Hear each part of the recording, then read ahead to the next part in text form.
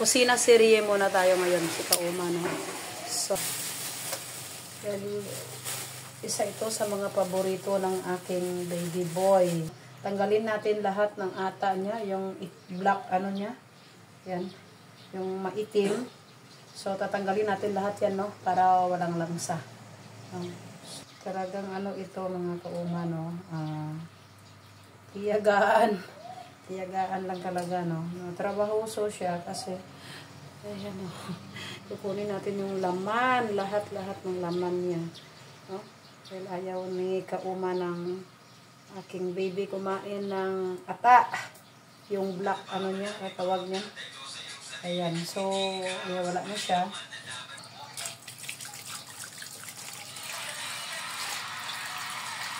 Makita natin mga Kauma, no?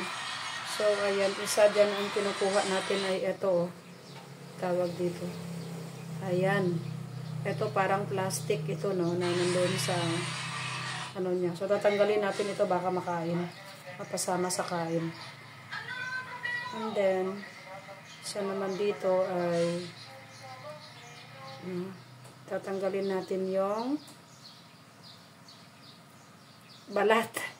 Ito, grabe na. Tatanggalin natin yung balat. Ayan, para wala siyang dulas-dulas. Walang madulas. At walang another lansa. Malansa. Ayan.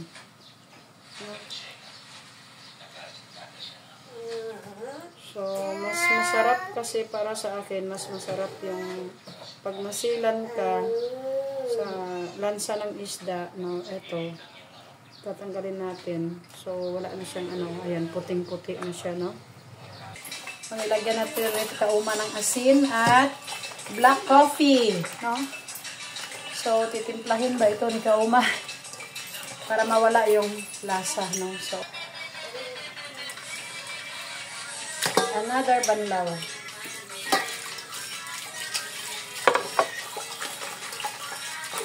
Ito na tayo, mag-i-slice na. So, ayan, no. Kung mapapansin nyo mga Kauma, malinis na siya. Pahaba. No? So, that's it. Ayan na siya mga Kauma, no. Super linis na siya. So, lalagay natin. Ito yung mga strip ng squid. Tapos, ito naman yung kanyang mga galamay, no. Isineperate ko siya mga Kauma. Gagawin natin tong calamaris. At ito naman ay i-adobo natin. So, una, misin muna natin tong siling mahaba. No? Hindi.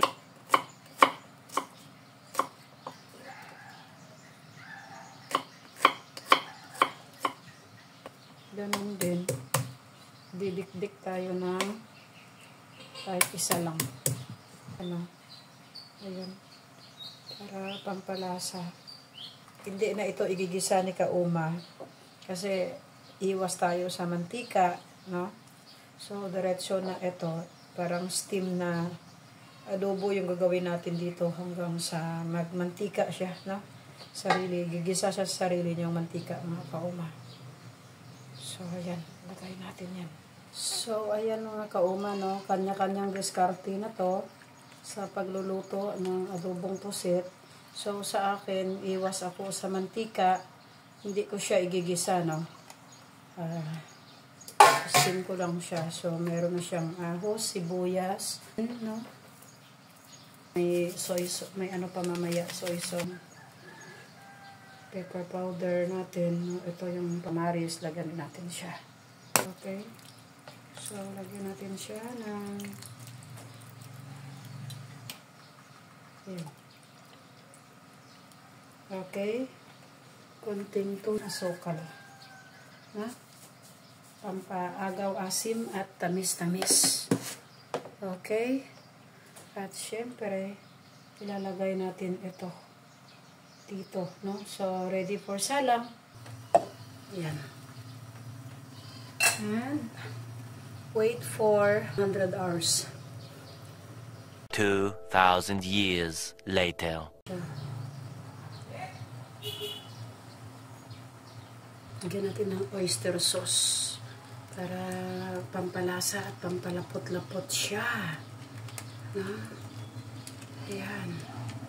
Dahil naubos ni Kauma yung kanyang black na itim na ata, so papalitan natin ng oyster sauce ni Kauma, no?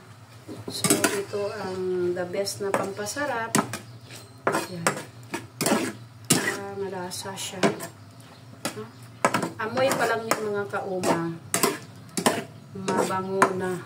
Okay, so ayan na yung aking mga kids. Coming na. So, this is it. So, ayan na yung aking baby boy. Yung favorite, yan yung favorite. Dali lang, Mac. Ano ra? Ang octopus, dapat octopus. Umakyat siya Kauma, oh.